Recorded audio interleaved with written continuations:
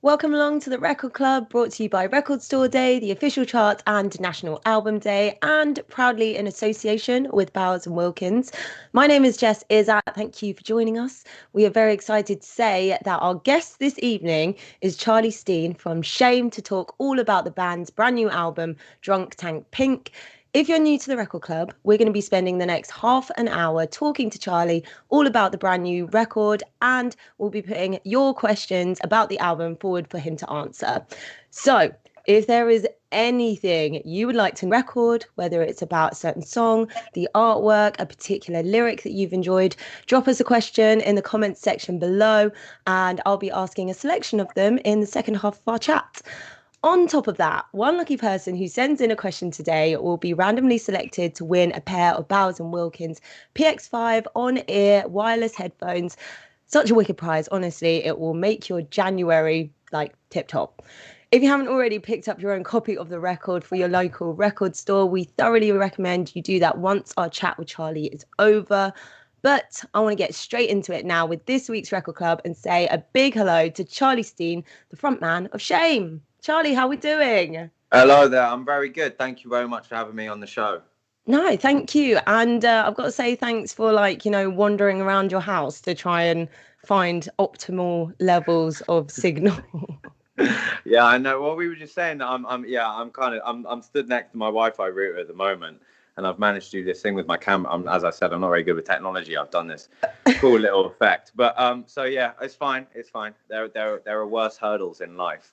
I mean, the past year in a pandemic, not being very good with technology, that's probably got to be more of a struggle than most. Yeah, I feel like it's not that I'm not good with it. It's just not good with me. Things just don't sort of, it's like cats. Me and them just don't get on, and it just doesn't get on with me. When things are supposed to work for other people, they don't work for me. But I feel yeah. So before we jump into the album, because we're the Record Club and we like to highlight albums, just records in general, the beauty of them, I want to know what albums you're listening to at the moment. Do you have any recommendations for us?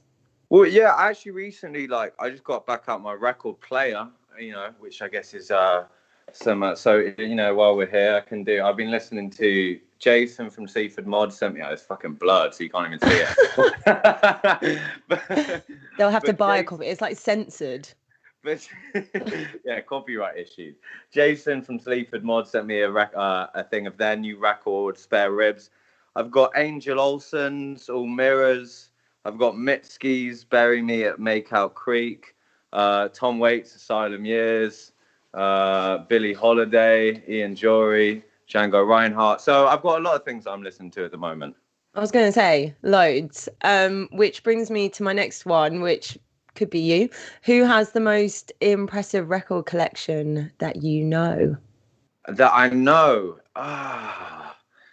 That's a good question. I mean, I don't know. I mean, I guess there's a guy called Rock Pete who owns a record shop in Camden called Rah Rah Rock, and he's got a massive one, and that's basically like his shop as well. And he's just released a single called South by Wooloo Miles, who it's a fucking wicked single, so go check that out, South Wooloo.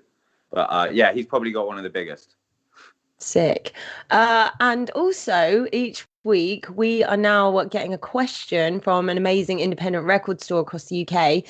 So this week's question comes from Asahi Records in Dundee and Edinburgh in Scotland. Keith from Asahi wants to know, how do you feel about Mel C from the Spice Girls saying that Shame are her? Well, it was Mel B, so it's even better, Oh, was it? But Mel C equally, Sporty Spice might be, not much of us are really good at sports, so that might be less relevant, but she's still a hero. Mel B saying that, Shame, gets her through, all power to her. We were born in '97, so we're proper Spice World generation. Yeah, nice. I love that. And he also says, when this is all over, will you come and do an in-store event? Yeah, of course. I spent most of last year up in Edinburgh. My ex went uni there, and So yeah, and Dundee as well. I think we've been to Dundee once. I'd love to go back there. I know Brian Cox is from there. I miss Scotland, So and I miss Brian Scotland. Cox. Yeah, we wrote a lot of our record up in Scotland as well. Oh, really? Was that so on tour? No, we went up into near Edinburgh, actually, like a half an hour drive away up in the Highlands, to a studio which connects him through an artist called Makeness, and his dad and Ben and partner Gail have a studio up there, and we went and we wrote a few songs there. Nice. So yeah, let's get into the album, shall we? Drunk Tank Pink. Of course, you see the title. If you know about Drunk Tank Pink, the actual color, you'll think, oh yeah, soothing vibes. And then I know you've been interviewed about this a lot, so obviously we all know about the womb, the room. Is your room? Are you in the establishment? Can you show us this room? No, I got evicted from there in back in September, unfortunately. Oh. It was a guardianship scheme, but I wasn't on it. It was Henry, who's Sean, the guitarist's cousin, was on it, and it was an old nursing home, and there was an old washing machine room, and he said, like, if we could make it into a bedroom, I could just live there for cheap. So we took out the washing machines and sanded down the walls, and then the final thing I did was paint it all pink and called it the womb, because I was in my mum's stomach for 10 months. Which isn't the most savory fact. But then, overboiled. But, and then, after I just like wrote a lot of lyrics in there, and it was all pink. When I went to the shop, I knew I wanted it all pink, and the color, they showed me like five, these, they showed me 5 types of pink. The and palette. The one I picked, the palette, the one was called lip gloss. And so I said, that's it. I only found out afterwards that a lot of people hated being in that bedroom, but I loved it. Oh, well, I mean, fitting. And yeah, my brother was also overcooked, as my mum liked to describe it. So that's brings back memes. Love that. But yeah, of course. So we're talking about this, and if no one knows, Drunk Tank Pink is obviously the psychological fact, which is meant to have calming effects, and then people who were in prison cells and stuff, it's meant to make them calm down. It's actually proven as well with bus seats, like people would vandalize them less because of the color. I feel like it didn't have this same effect on you when it came to this album. Well, I think when it came to the record, I mean, I guess it was the process of doing it. I think it's quite like cathartic in a lot of ways. I think especially when you're writing lyrics, you're going to write what's in your head, which is why this album was quite internal, whatever you're thinking about, which is quite a vain excuse, but but yeah, it was a color created by a guy called Baker Miller to like you say, repress violence and anger and against the drug war in the 1960s in America. But it was quite a strange thing. But I think a lot of the record is quite sort of like hopeful. And I think if you were to like summarize this record, it's just sort of learning to enjoy being in your own company, which I think I've slightly achieved by now. I think hopefully some other people have in this past year and a half. I think one of the songs that I was kind of quite fixated on, I feel like I could feel you writing this in your room on your own, Station Wagon, where even though it builds into this kind of massive crescendo and wall of sound, the words are really quite poetic, and when you're talking about the clouds in the sky, and what was the lyric? It's, I feel light as a feather, just like that cloud up high, I drift through all types of weather. And I was thinking, if you weren't a punk band, I'd definitely read that and think that you were some sort of like, spoken word, poetic soul kind of vibes. Do you think that's a not a new direction, but do you like that sort of juxtaposition? Well, I think it was quite. I mean, that whole section is an ode to the great Elton John. He he had this thing where he was like cracked out, and he went onto his balcony, and he asked his personal assistant to move a cloud because it got in the way of the sunlight. And I got really obsessed with that, and I just thought it was the greatest expression of ego I've ever really heard of. Only a genius like him could sort of come up with that. You know, not even the fact that he wanted to move nature, but he asked his personal assistant to do it for him. I thought it was great, but I don't know about new direction. I think it's definitely fun when you've got music like that just to kind of splurge over. There's a song called I Trawl the Megahertz by Prefab Sprout. And I think I took a lot of inspiration from it. It's like the lyrics on that. So it's a 17-minute long song, but worth every second. And it's just that kind of like monologue-y thing. And I guess I've always been interested in that kind of like stream of conscious sort of attitude. And sometimes you can do it and sometimes you can't. It depends how sort of angry the band are at you. Do you have a particular I know you're not meant to ask this. It's like asking about a favorite child, but do you have a particular favorite song on the album? Yeah, I mean, I don't have one that it's weird. Like I do really like Station Wagon. I really like Human for a Minute, and I really like Born in Luton. But it's weird. I haven't, you know, I don't. When you're doing a record, you go through, you know, you write the music and you're so involved in it, and then you record it, and it's so, you know, it kind of absolves your life, or envelops your life even. So I don't know. I think hopefully it's something that I can come back to and like a different song every time I listen. I don't know. Human for a Minute is definitely one that's come up, I think, a lot for people wanting to write about it anyway, if I look at a lot of the articles. And I've noticed you have played that a few times, I think, on tour, like before the album, and it's just got a completely different nature to it. What was the decision making in turning that into, I guess, a more sort of somber cut on the record? I think, you know, it was James Ford who produced this record, and we played it to him, and he just sort of didn't think it was quite up to scratch, you know, as the rest of the music, which I guess is a polite way of putting it. And what did he say? Go on. I think he's probably just like, oh, it's pretty shit at the moment. But but it was weird because yeah, we had played it for so long, and so, you know, in the way that we used to write songs was so we write it, and then as soon as we, you know, way before it's finished, we'll play it when we're touring, and then you kind of just sort of, you don't necessarily forget about it, but you see it kind of set in stone.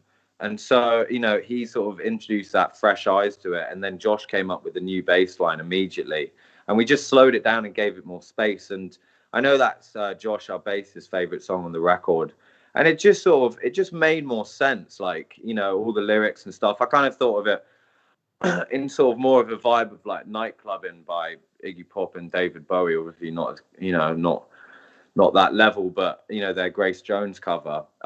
Just something kind of just a bit sort of like slower and sort of different to what we've done before. But I'm really happy with how that turned out. Do you think in future, so going forward, you'll continue to play it like that, or the old way? No, we'll play we'll play it the new way. The new way, especially after the feedback.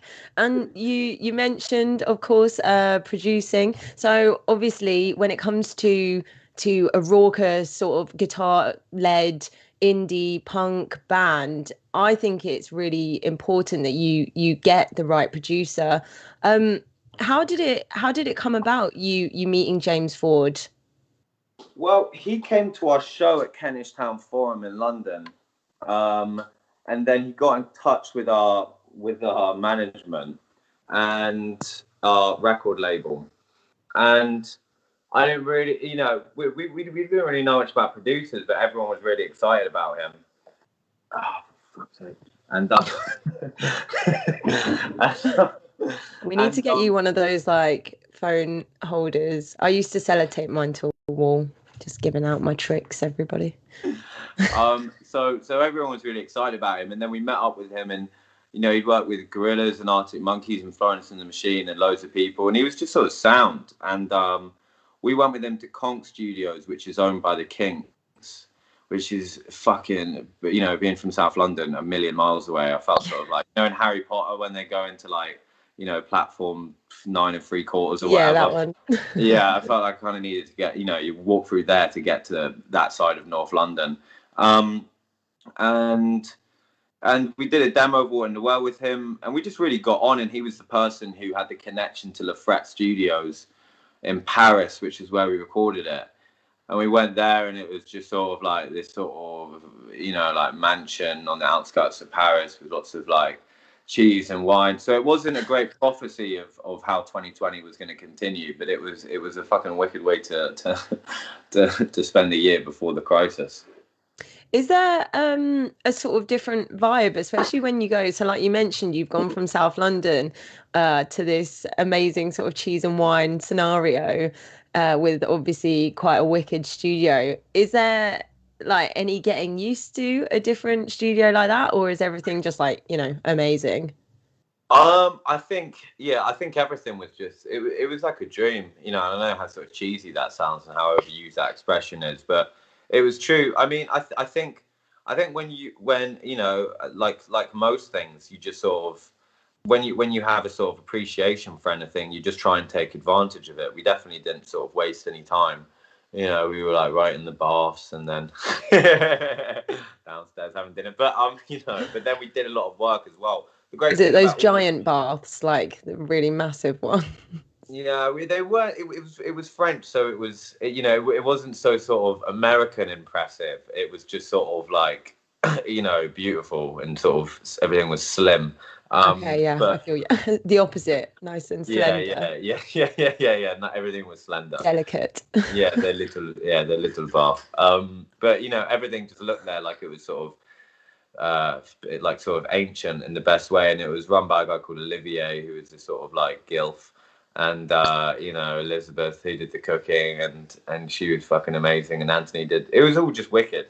But in terms of any adjustment, no, I mean we'd worked on those songs for ages, so we just kind of wanted to get in and record it and have a laugh as well.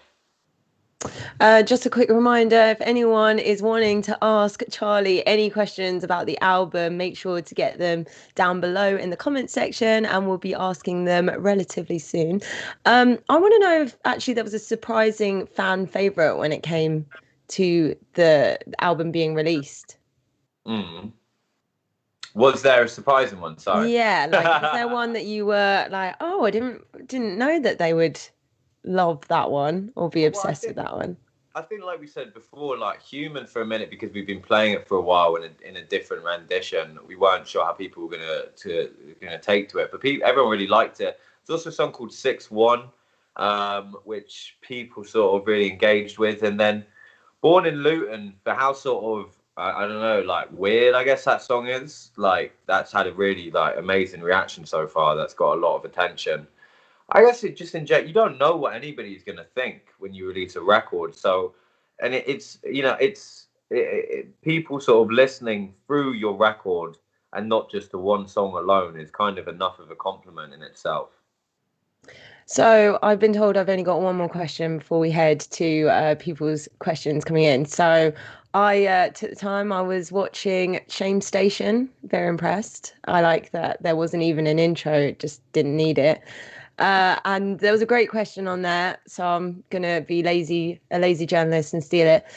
What is your favorite animal? Oh, my favorite animal. That's a good question. I don't know. I guess just from sort of like familiarity, I love dogs. I love dogs. We don't deserve dogs. Do you have a particular type that you're a big fan of? No, I love every dog. I take a lot of walks on Peckham Park at the moment, and I just I spend a lot of time admiring. I did this the other day, I forgot what. So I used to have dogs growing up. I had a Shetland sheepdog, which is like a mini lassie, and a border terrier. And I was walking along, and I forgot what it was like to be that person that doesn't have a dog. Because I had friends who were like, "Oh my God, there's a dog," and I turned into that person because I no longer own one. So yeah, dog watching is rife at the moment. At Le Fret, Olivier had an Irish wolfhound, which was amazing. They're massive, aren't they? Yeah. It was like 4 foot. Very cool. Very cool. Probably basically the same height as me. I'm a little bit taller. It would look bigger than me anyway. Are there any more Shame Stations gonna be coming our way? Yeah, I mean, I don't know if I can. Yeah, I've done one with Sean Ryder from the Happy Mondays. Is that coming out, or has it already? Have I missed it? It hasn't come out. No, we'll put it out. I don't know. I need to put it out tomorrow or whatever. But very coy. I love it. Okay, let's jump into the questions. So, someone called Becca Corona on the Record Club apt name for this time, says, I was so impressed with the live in the flesh performance, and especially when any artist can share such powerful energy in this age of live stream slash pre-recorded performances. How was your headspace different in preparing for and carrying out this performance compared to a traditional concert? Oh, that's a good question. Yeah, Shame live in the flesh. Yeah, we were in Electric Brixton in an empty one. At first, it was like muscle memory. We did the whole show back to front, and I think we were kind of just a bit nervous again for the first time because you're just kind of forgetting. I mean, nobody's there, but there were people who were doing, who were doing the cameras and stuff, and you just have to sort of pretend. I mean, we've done enough gigs in our career with with less people than that. So even before the times of Corona, we were sort of playing to empty rooms. So No way. yeah. I saw you at Reading. It was absolutely packed. Thank you very much. But yeah, we did. I think you're just so. I mean, in my opinion, you're so appreciative of being able to play these songs live that it just sort of like switches back into you, and it's also a kind of form of release that you've kind of forgotten about for so long, and it's sort of really it's not like exercise, it's like sort of something else. It's sort of like meditation or something like that. Yeah, I think who was it? I was talking to another artist who was comparing it to some sort of like yoga or meditation, and you're in like the present moment and you're just enjoying the live music all together. And I feel like it's not given enough weight. So whoever's in charge, government needs to back some live gigs soon. Right, who have we got next? Curtis Passingham on the Record Club says, can you tell us about the artwork? Who is the person pictured? Yeah, so the person pictured is called Lenin, like the communist leader, and he is our drummer's dad, and he was the person who named the band. He was the person who got us into the Queen's Head in Brixton, which was where we started, and he's been quite an integral part and of our sort of lifespan.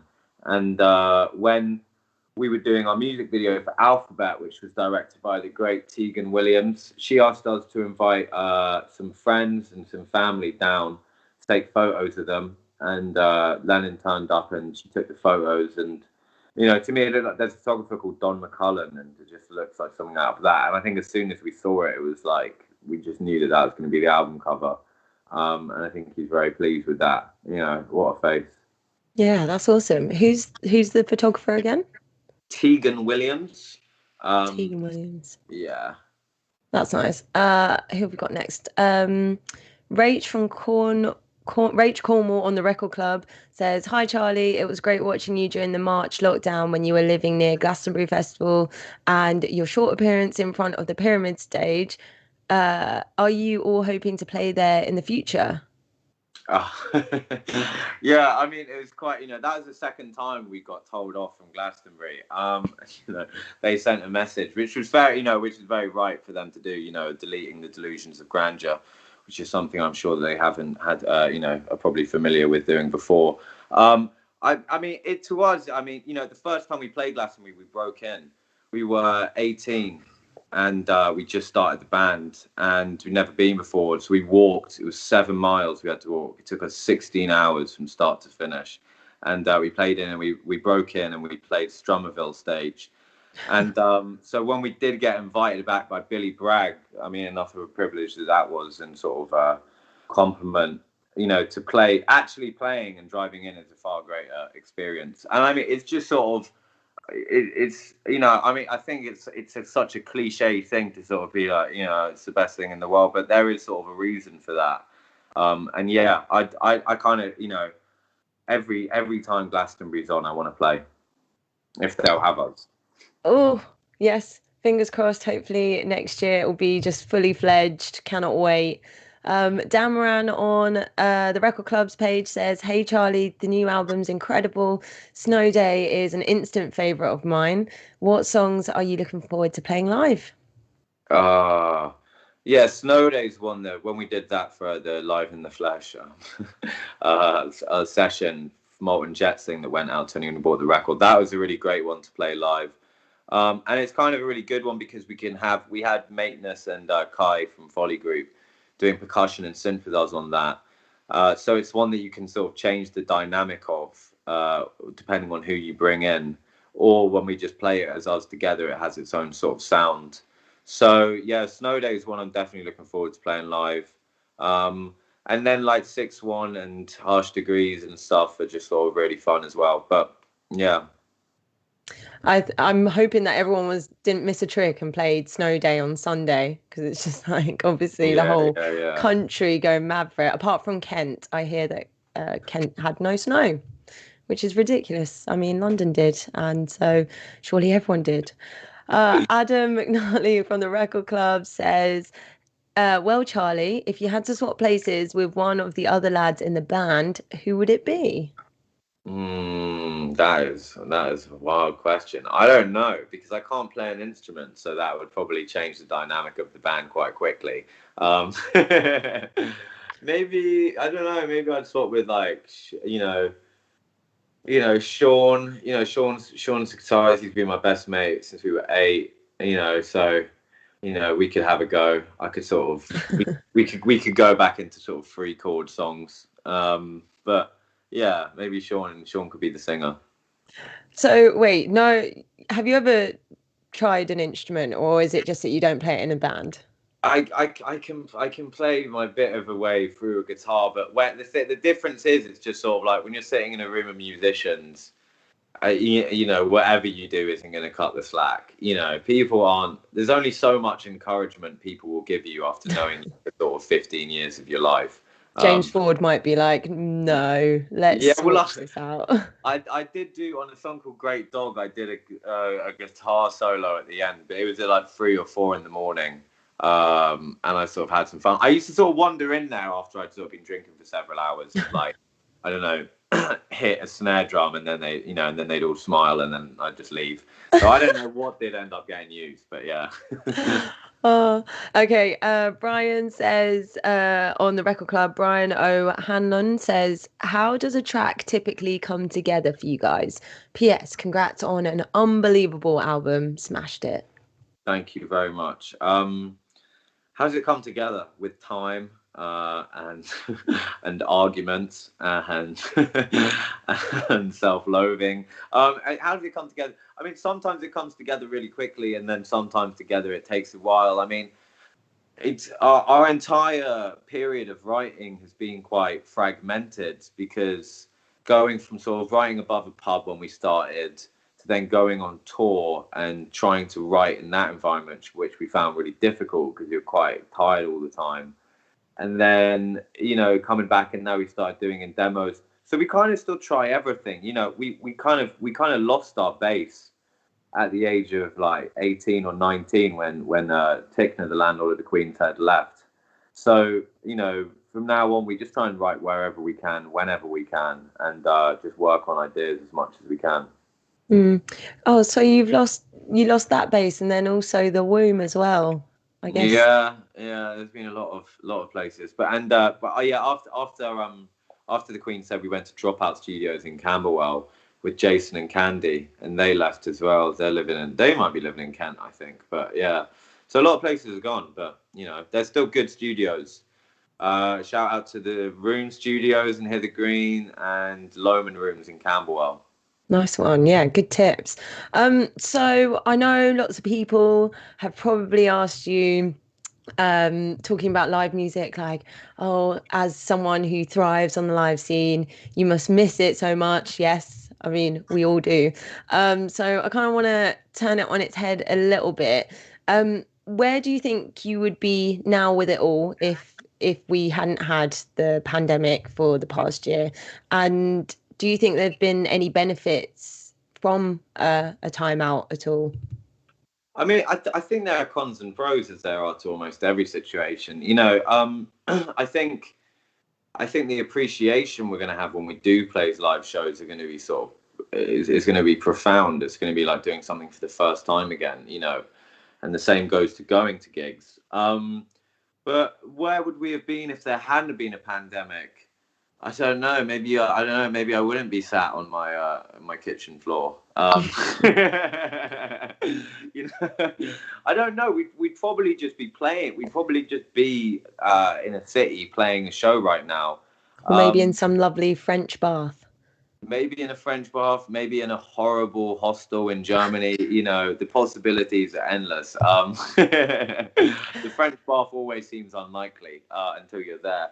But I don't know. I mean, I'll plan it, and I'll still sort of our main dream and ambition of this band, and always has been of this band, is to sort of play and sell out Brixton Academy, and that was something that we were hoping to do last year if the pandemic hadn't gone ahead. So I would have hoped that that is something we would have done.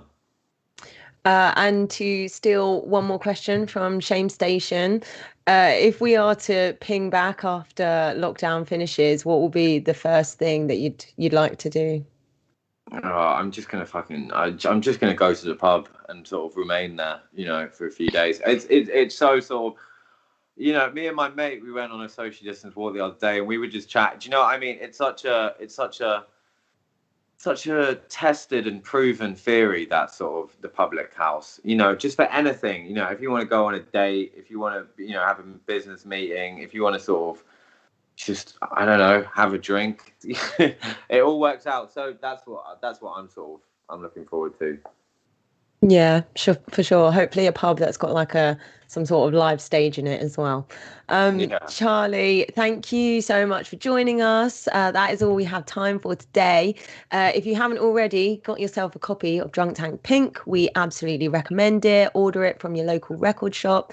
I'm also excited to announce that the winner of this week's Bowers and Wilkins headphones is Rach Cornwall on the Record Club. So make sure to have, actually, you need to DM the Record Club Facebook page, and then we will organise getting those to you.